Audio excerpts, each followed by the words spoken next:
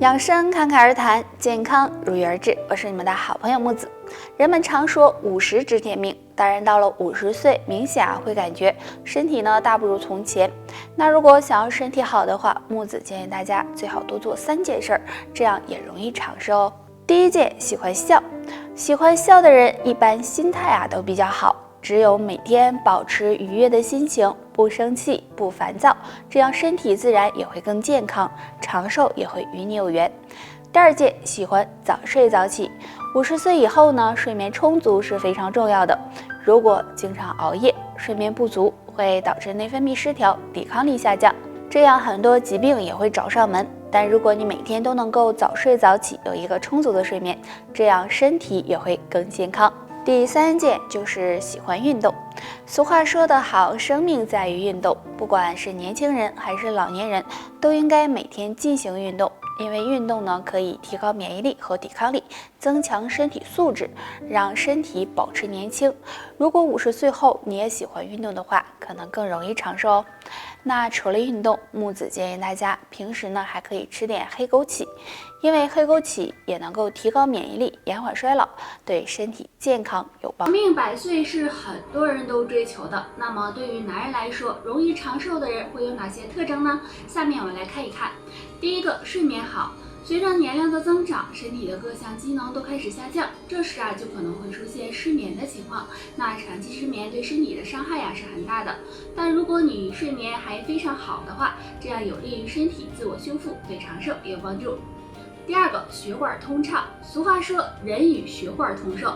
现在很多老年人都被心脑血管问题困扰，对寿命有很大的影响。但如果你血液不粘稠，血管通畅，说明身体还很健康，可能容易长寿。那想要血管好，建议大家可以喝点普洨茶，就有通血管的作用。第3个，保持好心情。很多男性到了中年后容易发脾气，经常脾气暴躁的人很容易出现失眠、精神差的情况，而且生气还会导致各种疾病出现。所以保持一个好的心情，学会释放压力，这样对长寿才有帮助。俗话说，饭后百步走，活到99。那么由于疫情的关系大家都只能宅在家里，不能够出去运动。那木子今天给大家推荐一个简单的甩手动作。自然站立，两脚分开，与肩同宽，然后双手前后用力的甩手，带动双肩。每天早晚这样甩手10分钟，也可以拿双手在身体前面交叉甩。那经常这样甩手，可以促进身体的血液循环，疏通经络，提高机体的免疫力。而且甩手还能够调动人体的12条经络，畅通气血。坚持做下去，疾病也会越来越少哦。那大家在家没事的时候就可以练一练这个动作，再配合着喝点普洨茶、蒲公英根茶等，对身体健康更有益处哦。现在这个新型冠状病毒在大家齐心协力的努力下，可以说是控制得很好了，所以很多企业都陆续复工了。但是钟南山院士提醒大家，有3个地方依然很危险，希望大家能做好防控工作。第一个，电梯。电梯是一个很危险的地方，因为电梯相对封闭，而且人员来往密切。如果是赶到上下班时间的话，电梯人一多就更容易传播病毒了，所以电梯一定要适当的消毒。第二个，办公室。现在都陆续复工了，那么办公室就成了我们待的时间最长的地方了，所以办公室也容易扩散病毒。那大家要做好开窗通风、消毒的工作，这样才能更好的预防新冠病毒。第3个，食堂。对于单位的食堂也是很危险的地方，因为大家吃饭时有的同桌就餐，有的交头接耳，这样就很容易传播病毒，所以大家要注意，吃饭时最好一人一个桌，不要跟人交谈，这样才能够避免病毒传播。幽门螺杆菌对于胃部是有很大伤害的。那当胃部出现幽门螺杆菌时，可能会有口臭、胃疼、消化不良等现象出现。那俗话说，病从口入。如果想把幽门螺杆菌拒之门外，下面2种食物要尽量少吃。第1种，少吃剩菜剩饭。虽然节俭是好事，但是剩菜剩饭最好还是少吃，因为饭菜一顿不吃完，很容易滋生细菌。如果经常吃的话，很容易感染幽门螺杆菌，不利于肠胃健康。第2种，少吃油腻辛辣食物。平时我们吃的烧烤和火锅都属于油腻辛辣的食物，那这类食物也是幽门螺杆菌喜欢的。如果长时间吃的话，很容易给肠胃造成伤害。所以为了肠胃健康着想，上面这2种食物还是尽量少吃吧。这样或能把幽门螺杆菌拒之门外。那想要肠胃好，平时还可以用陈皮和蒲公英泡水喝，有养胃护胃的。幽门螺杆菌是一种存在胃里的病菌，它会损伤胃黏膜，带来各种胃部疾病。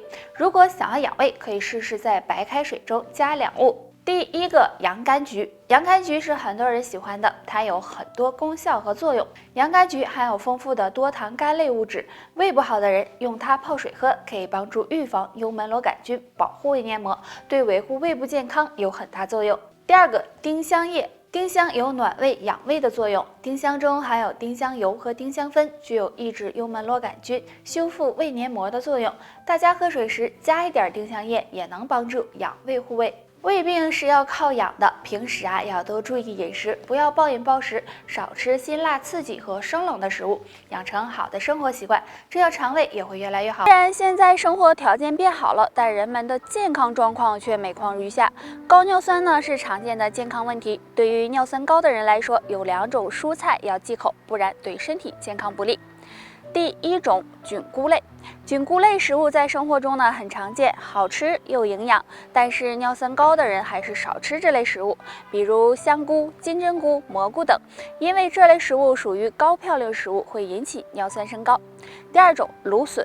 芦笋呢是人们比较喜爱的蔬菜了，但是呢，芦笋属于草酸类蔬菜，含有丰富的嘌呤。对于尿酸高的人来说，最好少吃为妙，不然容易导致尿酸升高，严重还会诱发痛风。那对于尿酸高的人来说，可以用蒲公英根泡水喝。虽然蒲公英是一种野菜，但药用价值很高，被称为天然的抗生素。蒲公英有很好的清热解毒、利尿消肿的作用，用它泡水喝有促进尿酸排泄的作用，能够降低尿酸含量，预防痛风。有高血糖的人要积极的控制血糖，除了用药外，还要养成良好的生活习惯和饮食习惯。下面呢，再教大家一个简单的动作，对控制血糖也有帮助哦。触摸脚尖，可以呢坐在床上，也可以坐在垫子上，双腿向两侧分开伸直，然后身体向左侧弯曲，用双手去触摸左脚的脚尖，返回后再向右侧弯曲，用双手去触摸右脚的脚尖。每次做5分钟，可以早晚都做一次。这个动作能促进身体血液循环，缓解疲劳，不仅有稳定血糖的作用，对缓解失眠也有一定的帮助。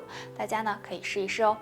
血糖高的人平时要减少糖分的摄入，还要注意营养均衡，没事多运动运动，再配合着食疗的方法，常吃一些降糖食物，比如苦荞、玉米须等，控糖效果会事半功倍哦。节2种蔬菜尽量少吃，管不住嘴，甲状腺可能会痛苦。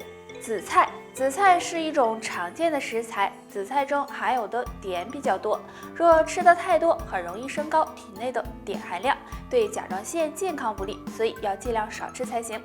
海带营养丰富，是很多人都喜爱的，但是有甲状腺结节的人最好少吃，因为海带的含碘量也很高，若不注意摄入，也会加重甲状腺结节，还是少吃为妙好。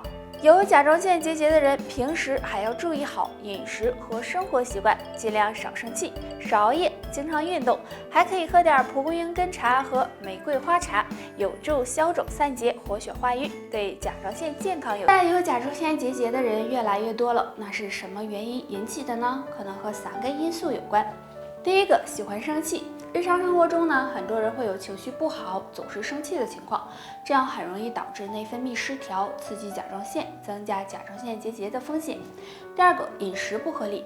如果经常吃辛辣刺激的食物，或者是过多的摄入碘元素，也容易刺激甲状腺，导致结节出现。第三个，经常熬夜。经常熬夜会导致内分泌紊乱，抵抗力下降，时间长了也容易加重甲状腺结节。那如果想预防和改善甲状腺结节，除了远离这3个诱因，还可以常吃2种食物。1. 蒲公英根。蒲公英根有很高的药用价值，具有消肿散结、清热解毒的功效，经常泡水喝，对改善甲状腺结节有帮助。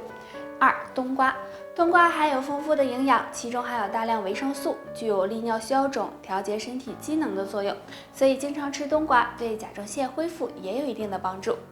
好了，大家还有什么想要知道的问题或者是疑问，可以在下方给我留言。拜拜。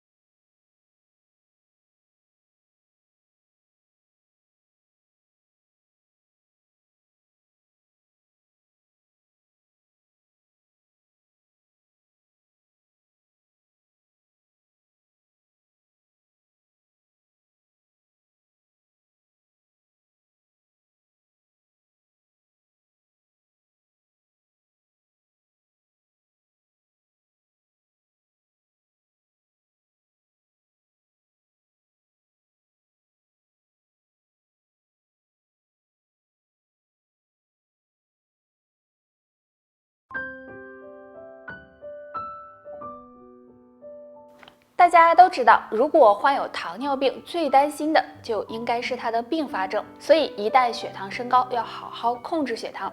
在我们身边就有15胰岛素，大家可以换着吃。1. 银耳，银耳被称为平民燕窝，营养价值很高，其中含有丰富的蛋白质和氨基酸，不仅可以美容养颜，还有促进胰岛素分泌的作用。经常吃一些有助血糖稳定，预防并发症。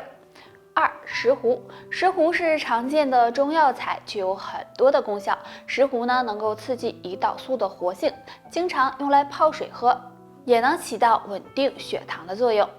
3. 苦荞，苦荞大家都很熟悉了，苦荞营养价值高，其中含有黄酮类物质，能够促进胰岛细胞恢复，对于血糖高的人来说，能帮助很好的控制血糖，所以可以经常的吃一些。温馨提示：食物只能够帮助辅助降糖，还是要以药物为主，这样才能让血糖回归正常状态哦。好了，如果喜欢我的分享，请点击关注，有什么问题还可以给我留言哦。拜拜。